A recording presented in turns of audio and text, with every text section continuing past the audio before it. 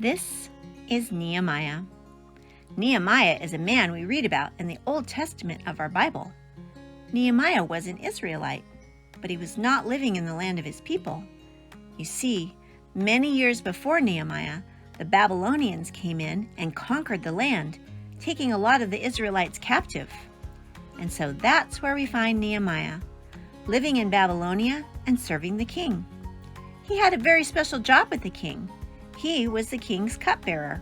That meant that he would eat and drink things before the king did to make sure no one was poisoning the king.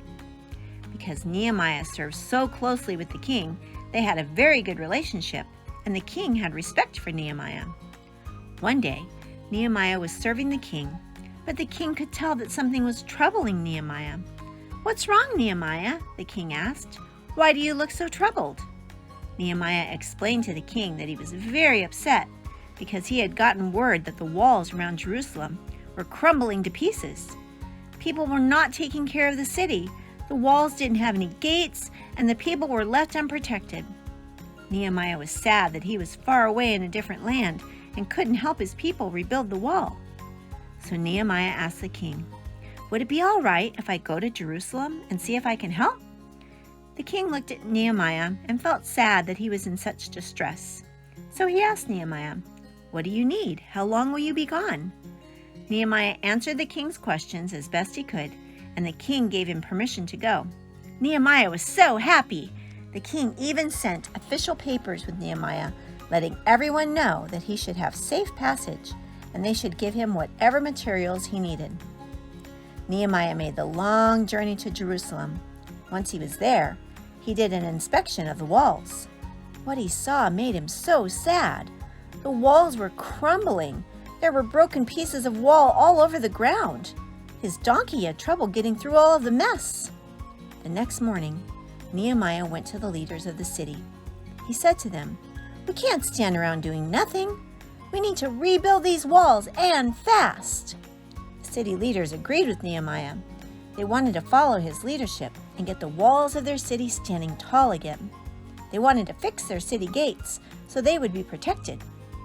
Everyone who was able to helped in rebuilding the walls. But the enemy would come to where they were working and start insulting them. They would say things like, "Your wall is going to fail. You'll never get the job done. Your wall is going to be so weak that a tiny little fox could knock it over." But the men building the wall didn't pay any attention to the people that were trying to discourage them. They listened to Nehemiah and the encouragement he gave them to keep working. They knew that God would help them finish the wall. But Nehemiah was concerned that the enemies would try to stop their progress on the wall, so he divided the men into two groups. One group would work on the wall, and the other group would stand guard with their weapons. Even those who were working on the wall had a weapon at their side as they worked. They worked and worked. When the sun started shining in the morning, they were hard at work.